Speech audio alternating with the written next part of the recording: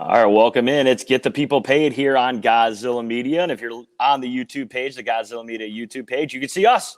I'm Brian Mariano, your host here, Get the People Paid. There's Tom Goz, at Tom Goz on Twitter. And, of course, he's El Presidente here of Gozilla Media. He's been doing great things over the last few months and getting this off of the ground. And for me, guys, it's been a little bit since I've been the leader beyond the microphone here. And I'm excited to join the Gozilla Media team. I appreciate you having me a part of this. And obviously some people who've been in the Albany area know about us. They know a little bit of our background working together at our previous employer, but now venturing out on our own, doing our own thing. You're killing it with Goz on the Go, killing it with a lot of other things here on Gozilla Media. But this portion of Gozilla Media will be strictly for your hardcore betting friends. I will go over lines for the weekend, for the college football games, the NFL games, as we are right in the heart of that. The NBA season is starting. We have win totals we have to go through. I'm a massive Knicks fan, and after watching the game the other night,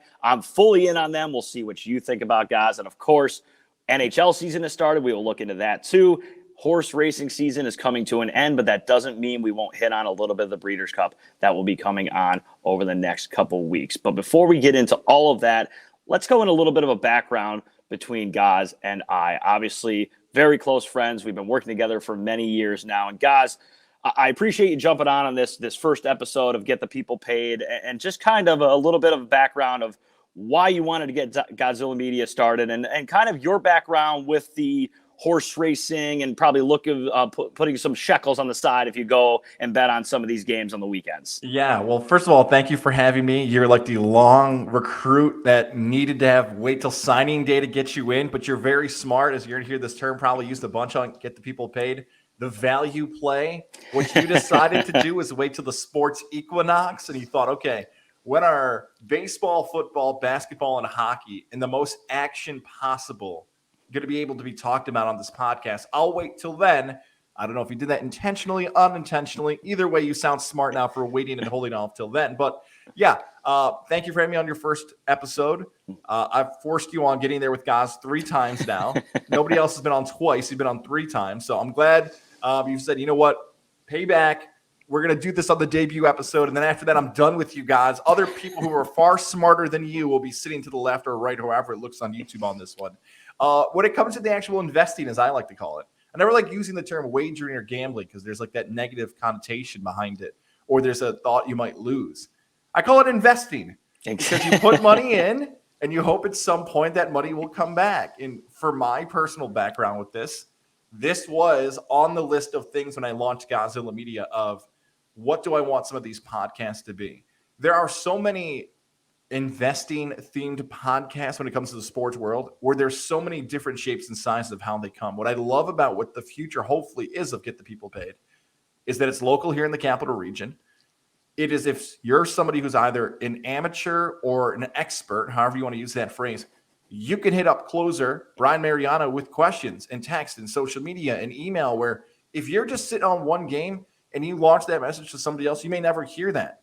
But what I really want is an interactive social media based podcast, which I know can be the future for you. You'll be more than willing to talk about your bets. And then for me, again, investing on these games, I don't want to say I was a little kid doing that, but when I would go to Syracuse football games and I would talk about horse racing, there was always that element of, hey, what's the line? Hey, who's the horse to bet on this?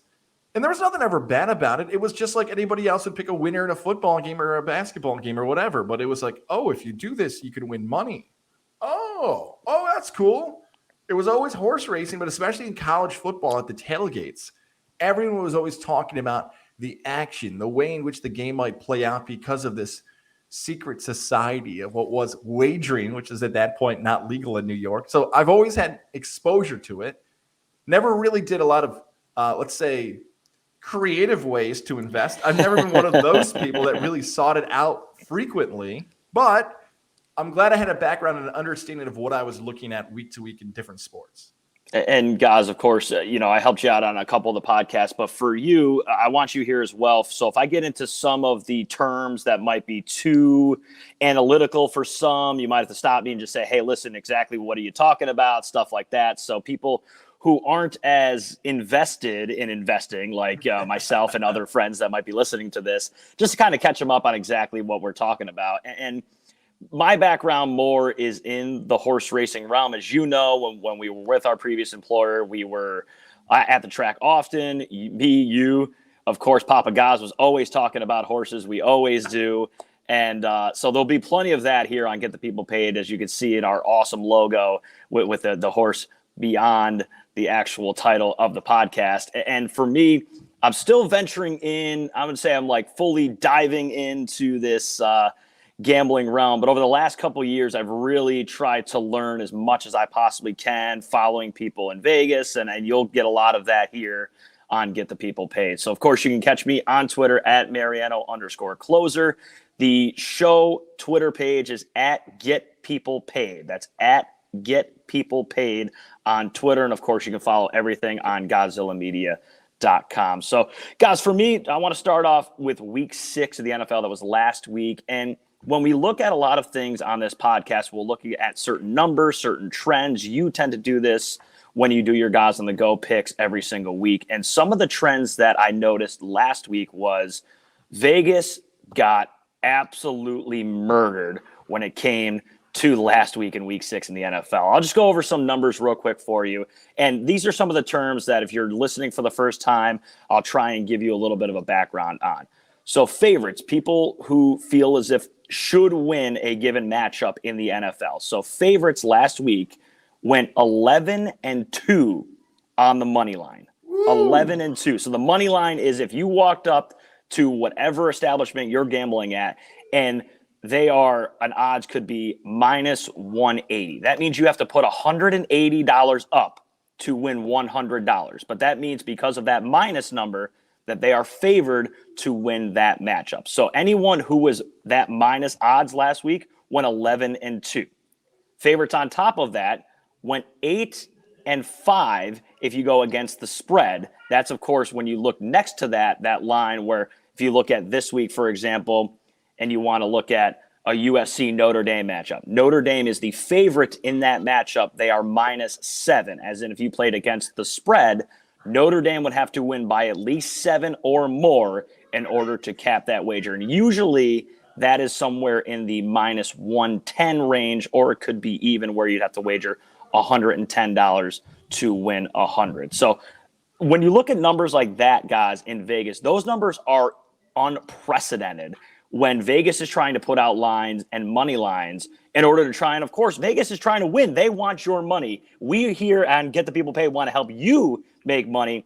But last week, I want to say, luckily, you said I was smart by waiting on this. I think I was not very smart because last week we could have made a lot of money here on Get the People Paid. And yourself, guys, I'll give you some praise on Goz on the Go. You went 4-0 on your NFL picks last week, my friend. 4-0, 7-2 the last 2 weeks. The NFL picks have improved, which I'm very excited about. Back to your point there about talking about money lines and favorites.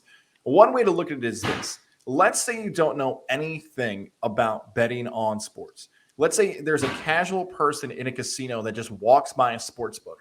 They might grab a piece of paper, look at records, look at the team names that they recognize and say, okay, I just played a hand of poker. I just played a hand of blackjack. I'm going to stop over at the sports book and bet teams that I recognize or big favorites, things like that, where the casual player, I don't know if I'm going to go as far as to call it Joe Public, but sometimes I feel like the Joe Public is a little bit more informed than the casual. They will bet that, and that's why I look at Crush too. So that's another thing to look at when you hear these stats you just rattled off about. Anybody could have walked in the sports book, know nothing, and beat, and walked away with money in their pocket. Yeah, and there's always different wagers. And again, we'll go over those future episodes of Get the People Paid on different ways you can wager, certain things that you can do. But just for this episode, we'll keep it on the bare minimum of what people can understand, at least on the bare basics of it. But this was some of the stats going off of already that 11-2 money line from last week, guys. These were games that had, and what Vegas does is they put out a percentage. They won't put the dollar amount, but they'll put the percentage of amount wagered on a given side of a game. So we mentioned that Notre Dame USC matchup. If a team is favored, usually they will get more of the percentage of money on the money line. People might not always bet them like on that -7 spread number, but they might bet them more on the money line. So this was last week, week 6 in the NFL. These were games that had 70% of the money on a given side on the money line, and they also covered the spread that Vegas put in the game. This is a bad combination for Vegas. They do not want this, so just kind of bear with me here as you're still listening. These were games with 70% of the money line, and they covered the spread. Indianapolis Colts last week, they were 11-point favorites. They covered. They had 85% of the money line on them. Green Bay, 86% of the money line going towards Green Bay last week. They covered the 5.5-point spread. Kansas City, everyone loves Patrick Mahomes, Tyreek Hill, Travis Kelce. All of these guys, 93% on the money line last week, guys, and they covered the 7-point spread. The Dallas Cowboys. Vegas absolutely loves the Dallas Cowboys because, unlike me, who was a Giants fan, they love them because they attract money. People watch the Cowboys. There are a lot of Cowboys fans. So you'll look at a lot of these lines. Vegas is going to try and find a way to create money to go in their pocket with the Dallas Cowboys. Last week, they scored the touchdown in overtime. Not only did that cover the 4-point spread, but the 76% of the money line against the Patriots that they had in that game. Also, to add the Cowboys real quick, the only team so far in the NFL that's undefeated against the spread, 6-0. You beat me to it, and it's amazing to think about it because we follow those trends, guys. And for those that do this every single week, they will find trends like that. We'll get to one of the trends I know that you found in college football a little bit later. But just a couple more of those games quick. As a Giants fan, this one hurt because I cannot even watch my Giants right now because they are so bad. The Los Angeles Rams had 93% of the money line on them, and they covered the 8-point spread by about 20. It wasn't even close. And, of course, the Minnesota Vikings scored late. They had 70% of the money line on them. They covered the 2.5. So there quickly is 6 games where Vegas really got hurt in week 6 of the NFL. Here are some games in week 7 that you could look at that are the exact same thing. Carolina. Who are they playing? My New York Giants. The spread is only 3. I have no idea why it's only 3. The Giants can't move the ball. They can't even score. But 97% of the money line is on Carolina this week. And 81% of the money on the spread is on Carolina as well. So look at that. Yeah, insane. Sorry to stop you, but I heard that number. I'm like, what? Yeah. 97 and 81? That's unreal. So Vegas right now, this is what you'll start hearing between Goz, myself, other guests that will be on Get the People Paid. When you start seeing numbers like that, if you're the public, or at least if you're me, you'd like to think you're a little sharper than just that general guy going into your casino and betting. I'm looking at what is Vegas trying to do here? Why is that line only 3? It's a little bit weird. In my mind, that line should be near 6, maybe 6.5. So something's a little fishy there. One or two things, we'll talk about that as well. In the future, I might either stay away from this game or I'm going to look at something weird and maybe say, well, I'm going to go away from Vegas on this one, and it might be a little bit different. 2 more games like that quickly, guys, we'll get through here. New England has 83% of the money line on them this week and 55% on the spread. That's a little different now because now we don't go from so much on the money line as we do against the spread because the line in that game is much different. It's going to bring that back to, wait a second, all of a sudden you're having Vegas trying to figure out how can we get all of the money line money out because they're favored, but how can we keep more of that to ourselves? So if you look at the Patriots line, that is 7 against the Jets. So anyone watching the NFL, you included, guys, if you go to your local wagering establishment, do you really think you're going to put any money on the money line of the Jets after watching them this year? No. With that being the case, Vegas knows that. So how can we find a number that will even out all of the money going on the money line? That's when you start seeing trends that start going more towards that 50% in the spread and a little bit more on the money line. Last one here, guys. The Rams, of course, 97% of the money line. Now, of course, let's preface it with the matchup. They're 5-1, and they're playing an 0-6 Detroit Lions team. And I feel bad for Dan Campbell. The players play for Dan Campbell, but they just cannot find a way to win a game. That line is 17 and a half. 3 scores, guys, and they're still, wait it, 83% of the spread money is still on the Rams. I have no idea. Just looking at those numbers, hearing those spreads, your thoughts just listening to those numbers and what they come in as. Yeah, I love your mindset here that when you hear these numbers of so much money going in one direction, that is why casinos stay open. That's why they're able to put the lights on, because they understand where the action is going. The good way to put it again, the casino is not trying to put the sportsbook is not trying to put a number out there they think is going to happen. They're trying to put a number out there that they believe they're going to see the most action on. That's always really important to remember. The one that stood out to me was the last one, because the Rams and the Lions stink, right? Like the easy bet is the Rams. That's the problem with some of these matchups this week. We have the combination of bye weeks in the NFL that are a little higher than any other week so far this season. It is the highest so far this season because we're still midway through. And you've got some big matchups between really good teams and really bad teams. Where as simple as the bets seem, and I know it's professional sports, none of those teams that you've just listed off have proven to me in any way that they can do it and compete and pull off an upset, whether it's just bad play, whether it's injuries. That's the problem about week 7 is that I'm struggling to make really good arguments to invest in bad teams. You know, like if you had a bad business, someone would be like, ooh, where do I put my money? When you watch Shark Tank, you're not like, Cuban, come on. This company's terrible. You got to spend. No one thinks like that. So that's the problem with matchups like week 7. When you have bad teams you have to wager on, remember, they're bad. Like you're going to have to force yourself through 3 hours of that. And that's the hardest part is a lot of what people, I want to say novice, but bettors who just want to play just to have action, they want to wager, and this is why the Cowboys are so popular, because a lot of Cowboy fans will want to wager, but they also want to watch the game. Who wants to wager on a game where you're going to sit on your phone every 15, 30 seconds and refresh to see what's going on in the game? No one wants to do that, so you're going to see the more popular teams get more money, one, but you'll also see the line set up differently with those teams. New England is one, Dallas is one.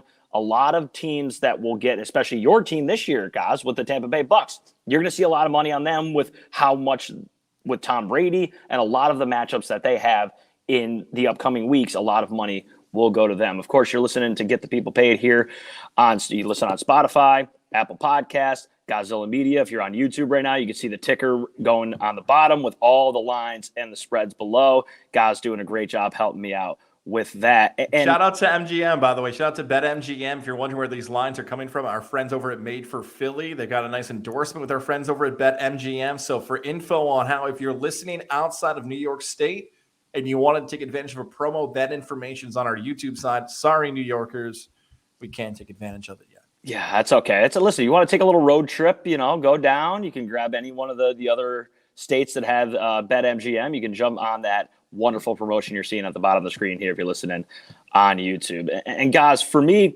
as we move on, we're staying in the NFL, but a lot of different things when you look at wagering you can do is you can bet even in the middle of the season. And what I'm talking about is there are called future wagers. So, for example, if you went 7 weeks ago and you wanted to bet on your team, the Tampa Bay Buccaneers, to win the NFL championship, okay? If they go to win the Super Bowl, you can play and get a significant better odds than you would if you bet them just in a matchup in a given game. For example, if you would bet when the Kansas City Chiefs won the Super Bowl a couple of years ago, they were 7-1 opening that year to win the NFL championship. You look at some teams now, maybe your team you didn't expect to be very good is now very good. If you look at, if you're in central or western New York, you're listening, the Buffalo Bills are very good right now. So you're looking at future wagers you can also jump on. Those odds will change as the games are played week by week. But one I do want to look at that you can go to at a local wagering establishment is updated win totals. So again, what Vegas will do when you start any given year, they will give a win total for a given team. So if you start off, let's say this year is different because there's 17 games in the NFL schedule, not 16, you can then wager on how many wins whatever team might have. So in the beginning of the year, the Giants, and 17 game schedule, okay, was 6.5. If you look at them right now, here's the updated win total, guys. The Giants are 4.5. Ugh. As a Giants fan, that kills me. It hurts me so much to hear that because there was so much hope. Daniel Jones coming into the season, all the wide receivers they had picked up, the offense under new coach and Joe Judge. What is that offense going to look like? And it's been horrid. It has been awful to watch. It's been so tough to watch. For me, guys, if I'm walking into whatever establishment and betting, I don't know if I can take them at 4.5. Looking at their schedule from here on out, I don't know what your thoughts are. I don't know if I can take 4.5. There's a lot of things to go with this. So first, let's sit on a really interesting thing we brought up about wagering on your favorite team. There are some people that what you just said will never, ever happen. There is just too much to happen where you're already a fan of the team. And let's say you bet the spread, right? Yep. And they don't cover and you lose your bet, but your team wins. It's a weird way to not celebrate your favorite team's victory. So there are some people who will never touch their favorite team. You mentioned the over-under there for the win total. You're going to root for the Giants every week to win. And I know somehow NFL fan feels the most different because they like going for the higher draft pick and everything else. Remember last 2020, Jet fan could not wait for their team to lose, but when the Eagles did it, it wasn't right. You know, sometimes we pick and choose when we want teams to lose. So, yeah, when it comes to the New York Giants, I don't see a method in which they can get to 5 victories this season. The tough part about this is that the injuries that are involved, we're not doctors. And sometimes that injury information is kept quiet. And it's really hard to figure out the ways in which the impact players for those teams may come back. So if I had to place a wager on Giants over under 4.5, I would go under. I don't have any confidence in doing that. I just want to add one other thing, too, about win totals just in general. Now, Sure. we're taping this in late October 2021. A lot of people, I think, are still a little gun-shy about doing this. And it's because of COVID. Because remember, 2020 changed a lot of these win totals where so many games were scratched or taken off the board. The NFL, not so much in comparison to college, but when you look at who's going to be out there, who's not going to be out there, that can change so much. And like you already mentioned, the 17-week schedule where that even an odd number is dancing around like it never used to. Now's the time, like you mentioned. If you didn't want to do it in August, I get it. But now you can reset and say, okay, let's talk about what teams I actually think are the best in this NFL season. And there's no doubt about that. There's always a time frame. And if you're gun shy to want to do it before the season, that totally makes sense. And honestly, so here was my mindset in August. And I had played a couple futures already. And I'm kind of on the train with you where being a Giants fan, I hesitate to ever play the Giants because it's just there's already so much going into it. The last thing I want to do is then end up wagering on them and then they don't or they cover, but they don't win. And it's just a weird vibe. I just stay away from it. But for me, going into a longer season, I felt like the NFL was going and Vegas was going to put a lot of these totals higher than what they usually would be because people were like, oh, it's a 17-game season.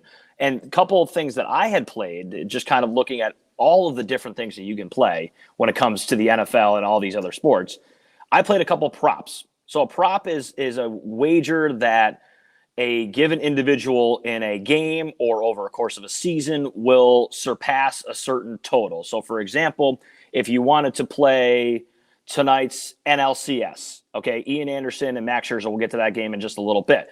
You can actually go to whatever wagering establishment and bet the over-under of strikeouts for Ian Anderson in that matchup. That is a prop bet. You hear a lot of that when the Super Bowl comes around. There's prop bets and passing yards or whatever. So I played a couple of prop wagers in August. I played, which doesn't look very good right now. Of course, you prefaced it with injuries, is the over in all-purpose yards for Christian McCaffrey. It was at 1,825. It is now not looking good. He's on the IR. That looks like that will end up not being a winning wager. But another one that I had played, which I thought was inflated because of the 17-game schedule, was the under in Patrick Mahomes passing yards. And that was 5,050.5 yards. Now, that is absolutely insane to even think about a quarterback going for 5,000 yards. But NFL's thinking the 17-game schedule. My thought process over that was the fact that Patrick Mahomes ends up throwing a lot of touchdowns. He doesn't throw for a lot of yards, though. So a lot of his games are all a la maybe Aaron Rodgers, where he throws for 260 yards, but he has 3 touchdowns, and then they have the lead and they run the ball out. That's what I had thought. Right now, he's on pace for that number. But again, unders this year seem to be a little bit more when it comes to more likely, I would say, because of the COVID option or with injuries in the NFL. Just a couple options that you can always play. I don't know if you jumped into any future wagers yourself, guys, before the year, if you want to share any. I did. I jumped in on a few here. So on the NFL side, here's what I did. And just for one more, probably final brag, and maybe I'll brag about it for the rest of my life. I don't know. Go. I nailed Chiefs Bucks Super Bowl as a prop in August of 2020. So Wow. I had that. I believe the number was 33-1. So not only did I hit it, what I decided to do after was I did what's called trailing, but not like a big trail, a small trail. So every time the Bucks and Chiefs played in the postseason, I also money lined to bet them. So I knew my ticket was going to cash if the Chiefs and Bucks won. So I just said, okay, the playoff time, I'm going down with the ship no matter what. Either that or I'm taking this to cash in. So that's what I did. So that's an interesting thing if you want to consider that. A lot of people look to trail their future wagers. So like you brought up their closer. Hey, like me, preseason. I did 2 over-unders for wins. I did the Broncos over, and I did the Patriots under. I did the Broncos over because their schedule is really soft. If you go through it preseason, you could talk about the Broncos winning 11 games. I believe the number was 8.5. I'm not sure what it's at now, but I felt a lot more confident 3 weeks ago in that bet than I did in the most recent week. But I had the Broncos at 8.5. And I had the Patriots, I believe, at 9.5, and I took the under for New England. I knew the AFC East would still have Buffalo. Mac Jones was unproven at that point. Remember, Cam Newton was also on the roster. Bill Belichick had all these preseason signings that they thought were going to change the team. So I'm like, no, I don't think New England's going to be any good.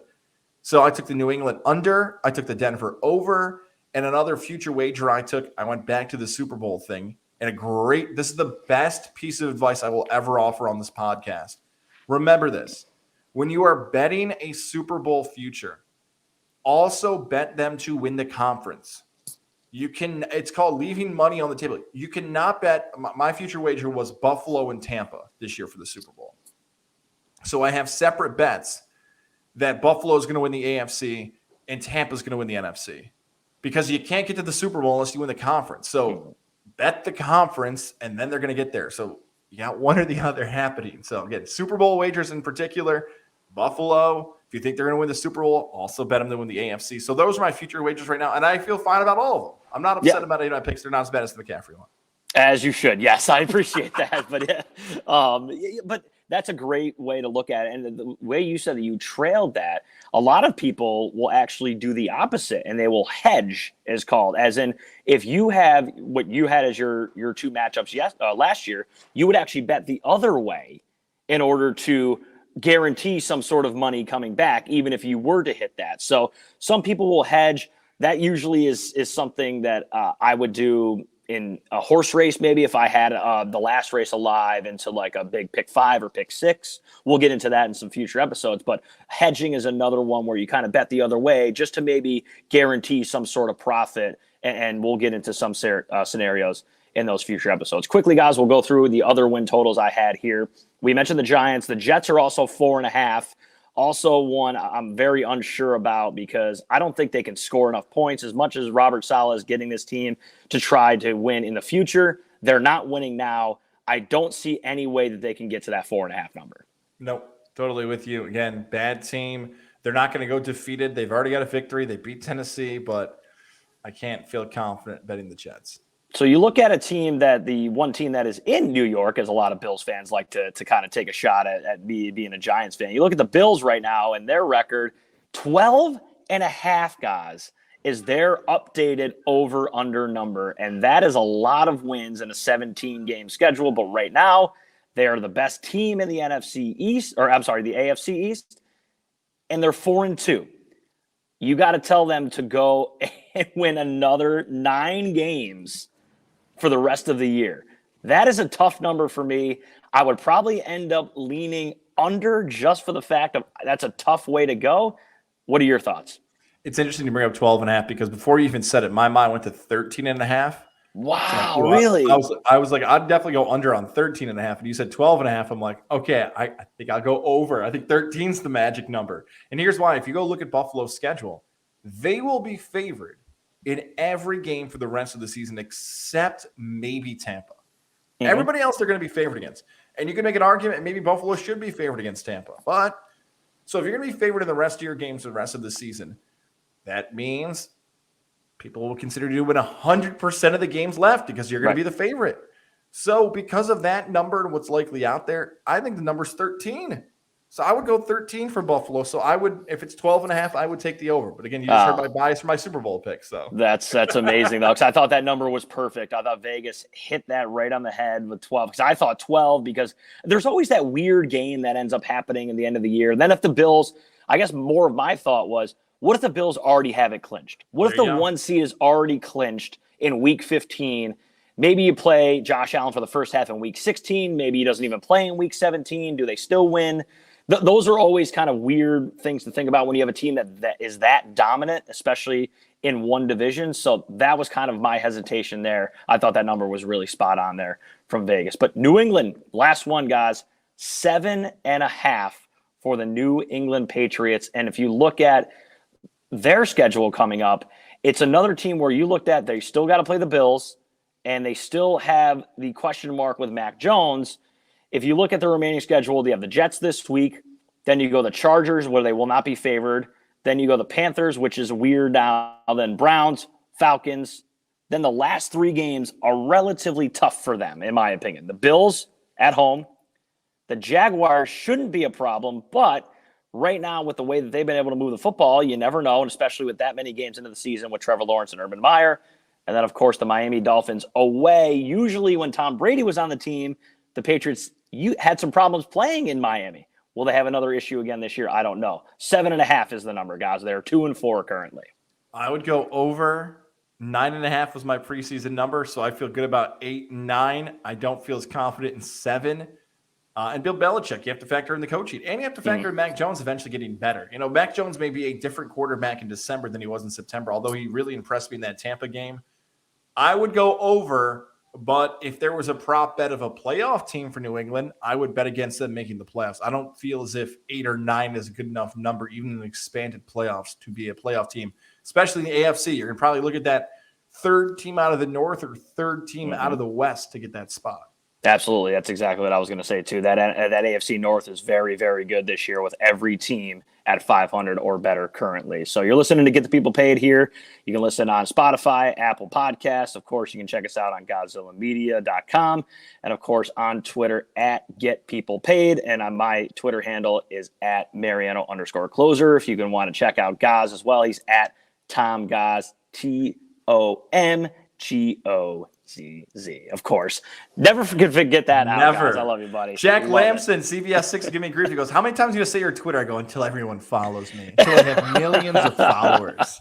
Check him out there on Twitter. Make sure we can try and get him as close to 1 million followers so you can brag some more about it on this podcast. We'll move on to some more future, and we call them over-unders, but of course win totals here, guys. And we're going to change sports because the NBA just started this week. And when you look at over-unders in the NBA, the first one I thought of, and maybe because I'm a fan of the Knicks, I feel like I punish myself every year being a Knicks fan. It's very tough to sit here and watch the Knicks. But last year, they brought me some hope. Their over-under win total was 22.5. They surpassed that by a ton. So what does Vegas do? They go the complete other way this year with their win total. If you look at, we'll go through a lot of the New York-based teams. And, of course, I want to hit a couple other teams as well, as we'll get through these quickly with the Atlanta Hawks as well. We'll start with the New York Knicks, guys. You saw them the other day win in overtime against the Boston Celtics. They got their first win of the year. The New York Knicks are 42.5 wins this year in the 82-game schedule. Your thoughts on the Knicks surpassing the number of 42.5? I'm thrilled this is the one we're starting with because of all the NBA. Closer, you and I have had many conversations about the Knicks franchise. This is not anything biased against the Knicks. This is a true, honest evaluation. Again, bet with the head, not with the heart on this one. I like to root against the Knicks, although they're fun. This is the biggest sucker bet of any over-under win total in the NBA. The answer is under on the Knicks. And it's not so much about the Knicks team of 2021-2022. And I know our guy Jamal is going to give us grief on Twitter and other Knicks fans. Here's what happened in the Eastern Conference. It's a lot better. Think about the last 5 years in the East. 5 years I'm talking. There have really only been 4 or 5 good teams a year. And I'm not talking like teams who are going to win the conference or teams that can win the championship. I'm talking about just good.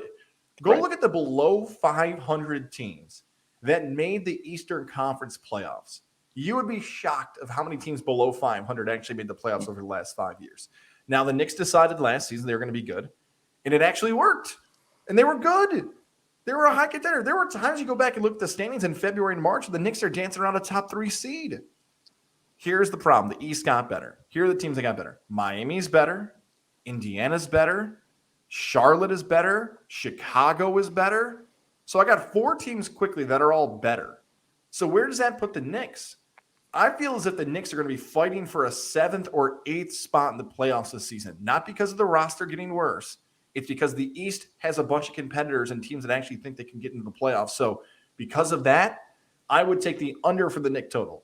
I'm with you there, guys. I do. And even as a Knicks fan, it's hard to do that. And again, if I were to go play, I did not place a wager on it, but if I would place the under here. Even with my heart wanting them to win games, it's hard to say that. You're not even talking about teams that are already talked about to be the top of the conference, with Milwaukee and Brooklyn, and even Boston's still good. The Atlanta Hawks are still good. We'll hit a couple of those teams here as we move on, but I would take the under in that Knicks total, 42.5. We'll go right to the top, or one of the top totals in all of the NBA totals this year, and that is the Brooklyn Nets. I don't want to get you going on Kyrie Irving. I know you've been going off about that for quite some time. The former Duke guy, you can kill me over that too, being a Duke fan. I can't stand what he's doing right now. But the point is, without him, the Nets are still very good. Are they good enough to hit the number of 56.5 wins? That is the most of any team in the NBA going into this season. The 2021 Brooklyn Nets remind me a lot about those mid-2000 Lakers, late 2000 Celtics, where it's basically they'll show up when they feel like it. Mm-hmm. So that's what scares me about this is that, look, you mentioned the Kyrie stuff. We don't know when he's going to be out there and how much that number has been affected by his absence. But because you have a veteran-laden group of players who say the postseason is far more important than the regular season, I can't factor in healthy scratches. I don't know when James Harden's going to want to eat and get fat again. I don't know when Kevin Durant's going to be like, I don't want to play. So because of the unknown of Brooklyn, and as much, again, we got to go back to head and heart. My heart wants to bet against Brooklyn every game I can. We're taping this on a Friday, one of my favorite plays. I can't wait for Philly to smash Brooklyn tonight without Ben Simmons. So I love Philly tonight because they got to prove it to the Philly fans they don't need him. But I would – look, this is fair to do. I would pass on Brooklyn. I wouldn't want to touch it at all. Sometimes that's the thing about it, right? Get the people paid. Sometimes the best thing is to keep the money in your wallet and don't spend on a certain game. So I would pass on Brooklyn, but if I was forced to spend money, I would lean towards the under because of the uncertainty of what the daily lineup's going to be. And that's one thing that you can learn. And now we're almost 40 minutes into this podcast. One thing you can learn is it is okay to not wager on a given horse race, on a given game. It is, if you feel unsure, it is okay to then pass. Of course, you could have that regret after you watch the game or you watch the race. Boy, I would have had that, blah, blah, blah. But if you're unsure, it is okay to keep the money in your wallet. We're still here for responsible wagering purposes here for Get the People Paid. We're going to try and make you some money, but guys hit a great point there to make sure that it is always okay to make sure that if you're unsure, keep the money in your wallet, find another race or another game that you feel more confident in, that you know you can go to the windows and try and win. 2 more quickly here, guys. The Boston Celtics, they lose in that overtime game against the Knicks earlier this week. 46.5 is the number on the Boston Celtics. Your thought about trying to get over on that one? So here's the problem with Boston. It goes back to something we talked about with marquee names. It's a great point you brought up about the Dallas Cowboys. That Boston number is going to come down to the final few games of the regular season. If Boston is fighting for seeding, that number is almost perfect. The only reason, again, I'm going to go under, and I've gone 3 unders now with these totals. The only reason I go under for Boston is because of the marquee name. As you mentioned, some of these big-time names, whether it's college or professional, people know what the Boston Celtics are. They know the tradition, and at times the number may be set higher just because of the tradition of the franchise, the team, and everything else. So I feel like it's really accurate, but just because of name recognition and it might be an inflated number, I would lean towards under. If anything, I would try to move it to like 44 if I could, but under barely on Boston. Yeah, and another one you could do there, you can move these wagers as well. The difference is your odds will become worse depending on which way you want to move them. So, for example, if guys did want to walk in and move that number to 44.5, his odds instead of minus 110 might end up being minus 150. So, of course, you'd have to wager 150 to win 100 to get to that number. Finally, guys, for our final future wager here in the NBA, our boy Kevin Huerter signs that huge contract. Of course, he's got that wonderful training center locally here in Clifton Park. He paid for that relatively quickly with that $65 million contract.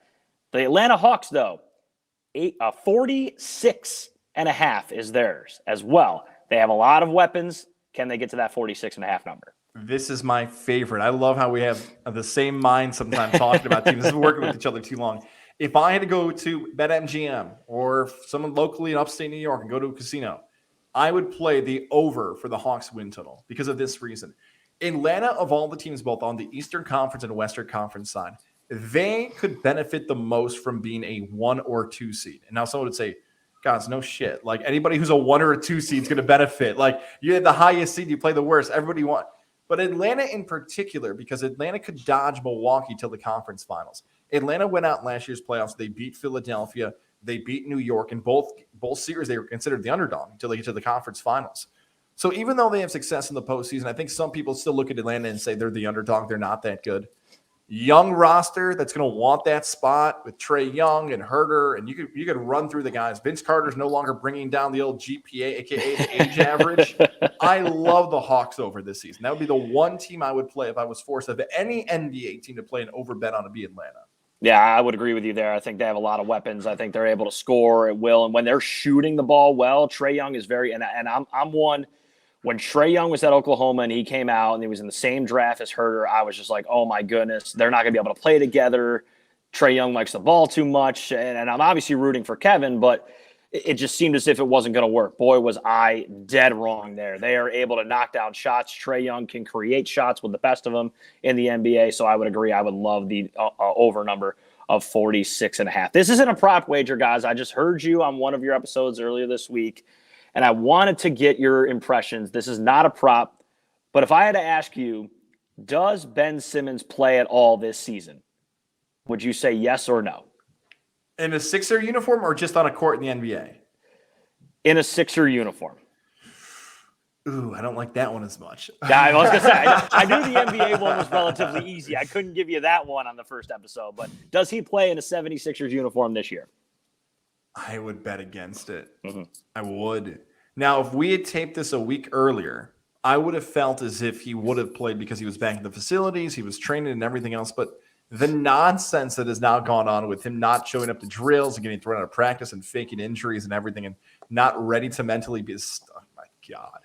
The part of me, of the entertaining part of sports, wants to see him just get booed relentlessly. When LeBron went back to Cleveland, that was an epic game. Right? The Lion King sign with L-Y-N-E or L-Y-I-N-G. Maybe Cleveland spelled it wrong, or I did. You can remember how the sign looked. But that's why I don't want to see Ben Simmons go back and get booed by Philly. It's not going to happen, though, unfortunately. So I would say if I had to place a wager, I would bet he would never play for the Sixers again. But in the NBA this season, because he's so young, he's not going to sit home and make money, although that some people would say that's not a bad idea. That seems to be the general trend. I would say I would bet that Ben Simmons never plays for the Sixers again. Yeah, I think that's just too volatile right now. It's too toxic of a look there with the 76ers and Ben Simmons. I would agree that the wager becomes more juicy because I had mentioned the 76ers as opposed to him just getting traded or whatever playing in the NBA. I think that does end up happening. Something will happen there, but I don't think he ends up playing in a 76ers uniform. We'll move on now. Guys, I'm just going to briefly touch on a little bit of next week's episode before we move on to our picks for tonight's NLCS and, of course, some picks that I know you like for this weekend in college and the NFL, and, of course, for some of my picks that I like this weekend as well. Our Breeders' Cup coverage will be over the next 2 weeks. The Breeders' Cup is at the Del Mar Thoroughbred Club. That will be 2 weeks from Friday, so we're taking it from today where it's being taped. It'll be November 5th and 6th on those Friday and Saturdays. We'll get that episode up earlier that week so you can have all of the selections for Breeders' Cup Friday and Breeders' Cup Saturday. Guys, I know you're into horse racing too. I don't know if you've looked ahead. I don't want to put you on the spot. I know that there's a lot to look into because of the 14 championship races, but is there any sort of storyline that you got from Saratoga this year, a horse that you liked this year that maybe you are intrigued to look at when it comes to Breeders' Cup in a couple weeks? Here's the problem with the Breeders' Cup this year, and I've understood this, and it's, again, back to our theme, it seems, of this episode of understanding your strengths and weaknesses and knowing what's good and what's not good. I know that if I started previewing the Breeders' Cup matchups in October, I wouldn't stop. I would have sheets upon sheets of info and numbers. So I set myself up to about 10 days to 7 days out of when I'll start scoping it out and scouting. So I'm a little too late, probably in comparison to you on my scouting. I'm about a week out, and I think that's for health, if anything. I can't look at too much info before, especially the Breeders' Cup. And of course, Scott, you're more the norm than it is for me, someone who follows it so much on a weekly basis for horse racing that for me, I tend to prep about 3 weeks out because that is usually the end of all the prep races. Then I'll look into certain figures. I'll watch to see what any trends have happening, but we'll get into a lot of that when we get into the next couple of weeks. We'll break down the races, we'll break down the trends, and we'll look at to see how many winners and wagers you can get. And of course, on those days, you can follow us on Twitter. That's where a lot of those picks will be put up. So at Get People Paid on Twitter, and of course, my personal one at Mariano_closer. But tonight, guys, our boy, local kid, Ian Anderson from Shenandoah will be going up against Max Scherzer in Game 6 of the NLCS. And this game, it should be quite a game. And in my opinion, I think this is going to be a fun matchup to watch. A lot of people all over Scherzer because of what he did in the wild card game, then came right back earlier this series to pitch as well as he did. Ian Anderson's been very good, though. He got hit early in that matchup, but then settled down to get into about, I believe it was 5 innings in that first game.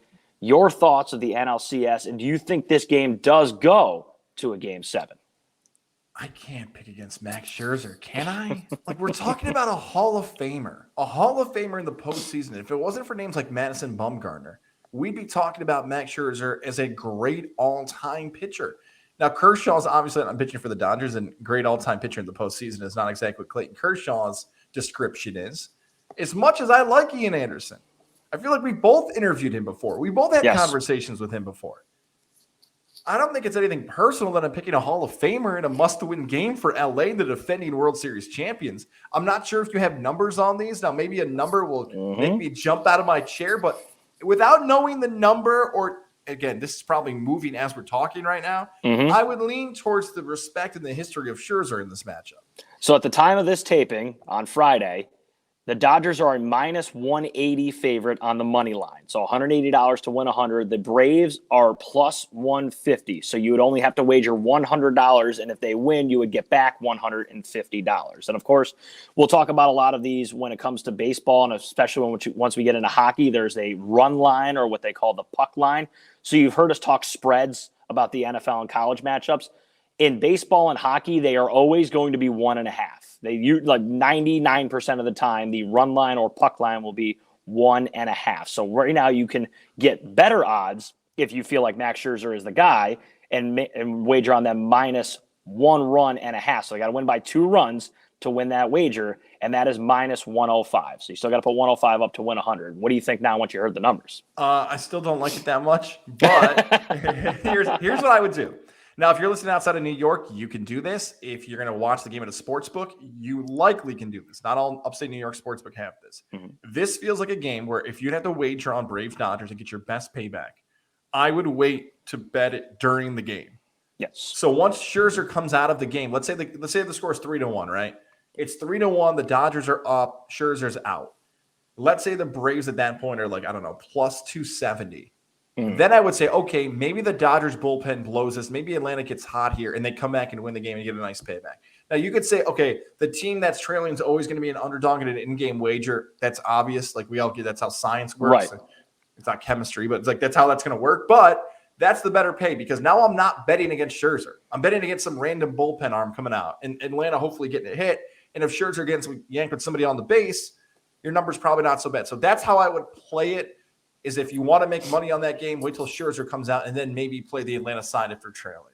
Yeah, there's a bunch of different wagers you can get into when it comes to baseball. You can bet just the first 5 innings. You can bet the first 3 innings. You literally could wager on anything that could happen. But one of my favorite wagers when you get 2 powerhouse pitchers is usually looking at the first 5 innings and then looking at the over-under of what that would be. So right now, I don't know. I'd have to check on BetMGM's website to see what they have. But one of the numbers that I follow right now has that number at 4. So the over-under of runs scored in the first 5 innings is 4. You can't give me the hook? Can't give me 4.5? You could buy the hook, pay the minus 130, make it 4.5. That's fine. I still like the under there in that. I know it's still low because the over-under in the game is 8, but most people are betting the under in the game, which trends have gone towards the under in the NLCS. But these 2 pitchers, I think Ian Anderson comes back. I think he'll settle in really well in the beginning of this game. I think Scherzer will continue to be dominant. So if I was going to pick and you go to BetMGM or you go to wherever you're going to wager, I would see if you can get 4.5. If not, I still like the under of 4 in the first 5 innings of tonight's NLCS matchup. Guys, we are 50 minutes in, and we are going to get to our selections for this weekend. I know you have already prefaced it, but for people that are unable to get over to Goz on the Go, make sure you check that out. All of Gozilla Media there on GozillaMedia.com. But for us listening on the first episode of Get the People Paid, run down your wagers that you had this weekend that you love coming up and when it comes to college football and the NFL. Okay, so we'll start with college football because the way I'm looking at college football is this week. Be cautious. Again, we go back to there's a nice theme of this episode. I like repeating it because it's important stuff to remember. When you're betting on teams that are ranked in college football, that number to the left of their name, people are going to grab their sheets. They're going to look at the board and say, okay, the team, because they have a number next to their name, is more likely to be better than the other teams. Mm-hmm. That's not always the case. And that's what Vegas wants to have happen. So one of my favorite plays, I can't do this one in New York, I like Army because they run the football against Wake Forest. Wake Forest is a top 15 team in the country that's undefeated in a Power 5 conference. Army's 4-2, but Army is only now a 3-point underdog at home. That makes 0 sense. None. The over-under is 40 in college football. So I would take the under, and I would take Army in that game. That's the way I'd look at that. I would look at a team like Louisiana Tech. A lot of people probably haven't watched Louisiana Tech football this season, but Louisiana Tech football plays UT San Antonio. If you can get that to 7.5, I know it's closer to 7 now. I'd feel better if the hook was there. Louisiana Tech is at home, and they're 2-4. And UT San Antonio is undefeated. Why the hell is it a touchdown game? It makes no sense. Because of that number next to UTSA, I would take La Tech. I know I'm going to break my whole rule on this pick, but San Diego State. San Diego State was a team that's always been good in the Mountain West. They destroyed Arizona this season. They love to run the football. Air Force matches up in a similar way to them. But because people may be more recognized with the name Air Force than San Diego State, maybe they want to be patriotic and bet the Falcons out on the West Coast. I would take the Aztecs because they've been a double-digit win team 3 times over the past 7 seasons. It's a really good program. Brady Hoke doing great things, the former Michigan coach. I would take the Aztecs. And then UCLA, I've got a prop bet from this season to have UCLA not only win the division, but win the Pac-12. And as you heard earlier, I go down with my ship. All right. Yep. I don't hedge. I'm going down with this baby. Game days at UCLA, I saw the number was at 2.5. So if UCLA wins on a game-winning field goal against Oregon, I'll cash my ticket. That's what I like. I like a bunch of West Coast games this week. I think you mentioned earlier Wisconsin, Purdue. Yep. That thing is so stinky. Now on a Friday, I'm running away. I can't touch it.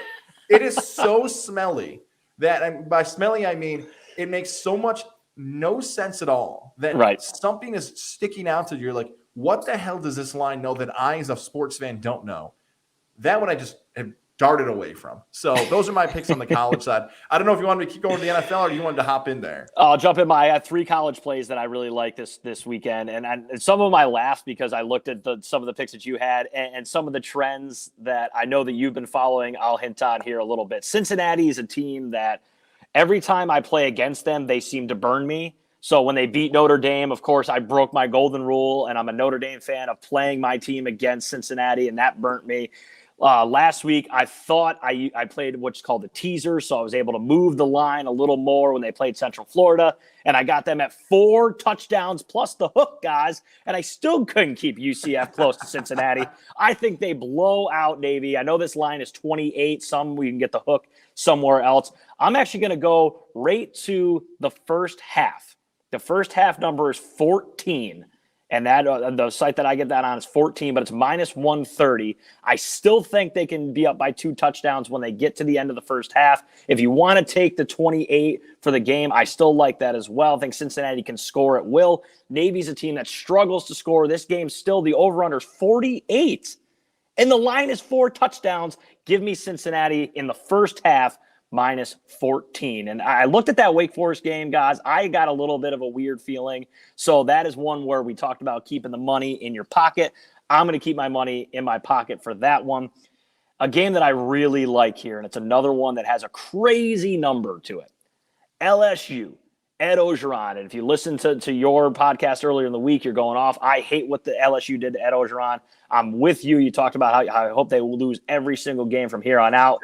I don't like the line in this game. It's creeping more towards 10. They're playing Ole Miss on the road.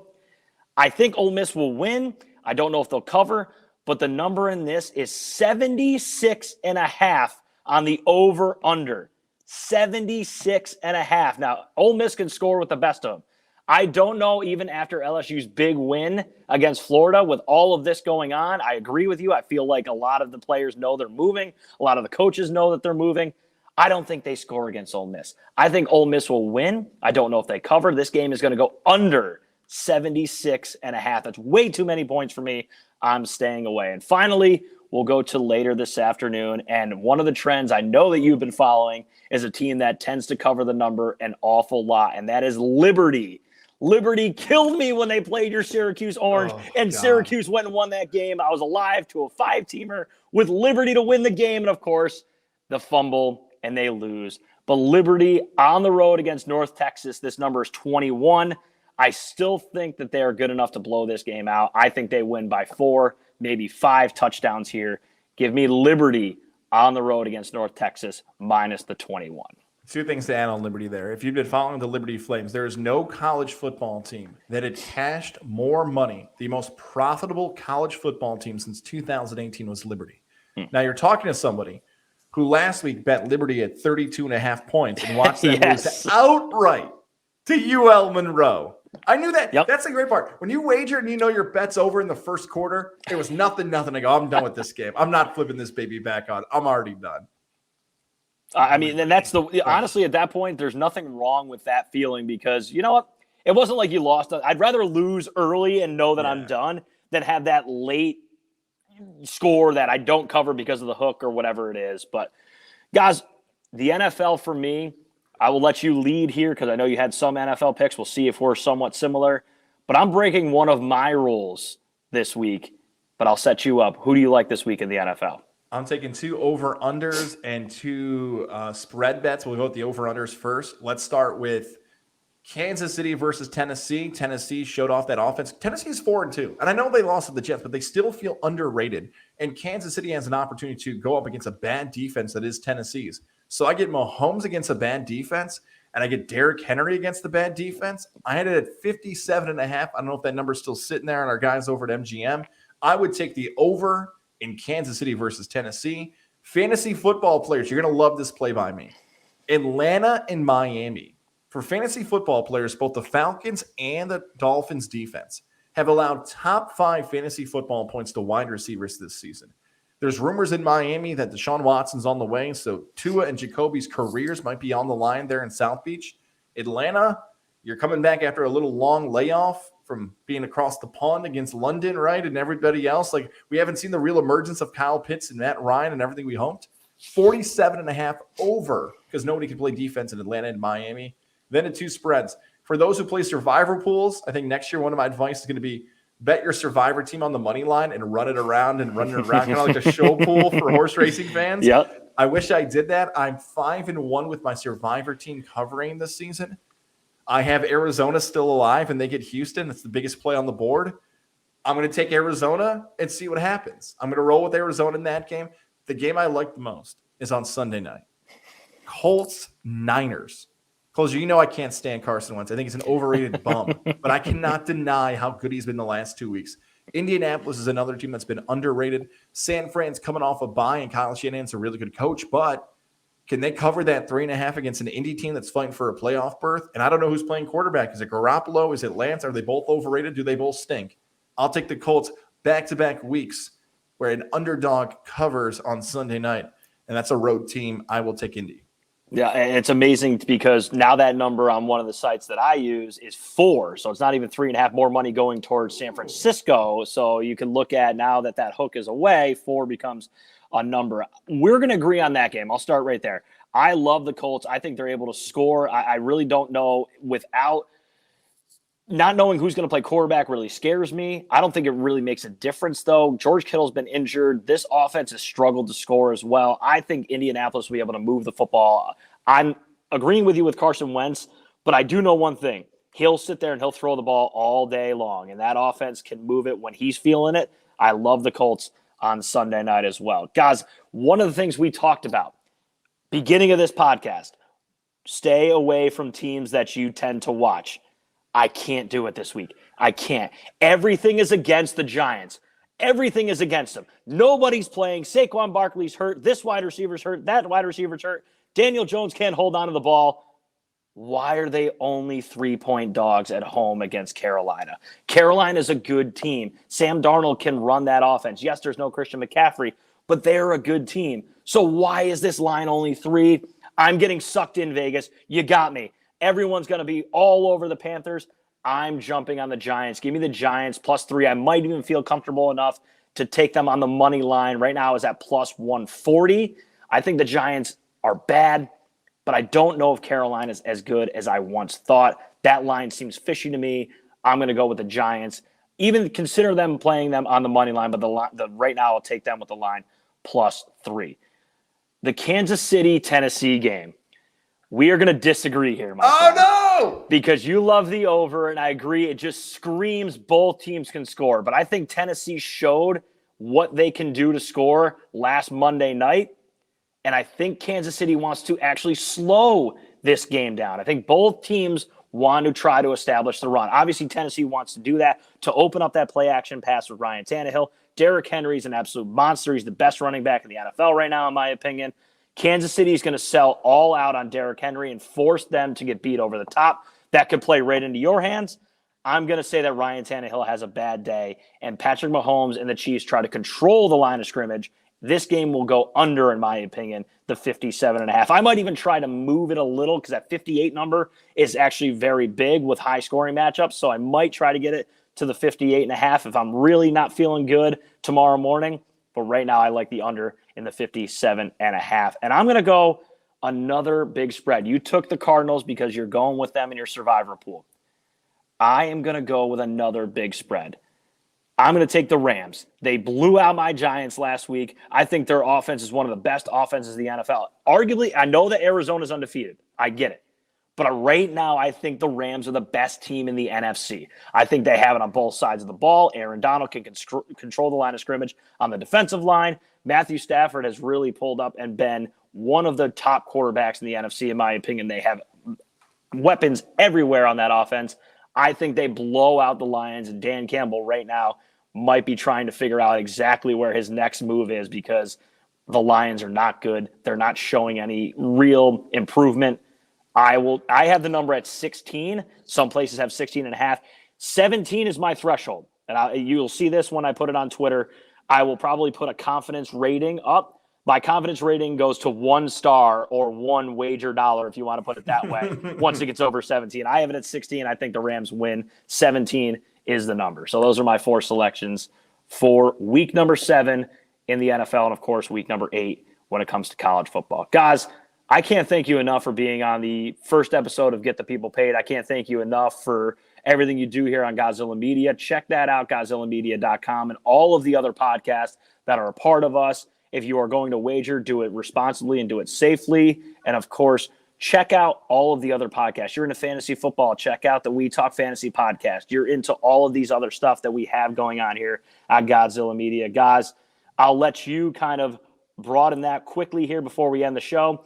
But there's a lot going on here. If you want all the hardcore action right here on Get the People Paid, you can check us out every single week. But there's plenty more going on here for Gozilla Media. Well, I'm so happy to have you finally aboard. After all the celeb appearance I've had you do, I'm so happy. Get the People Paid is now live. I'm getting choked up. No, just me coughing. I hit the cough button.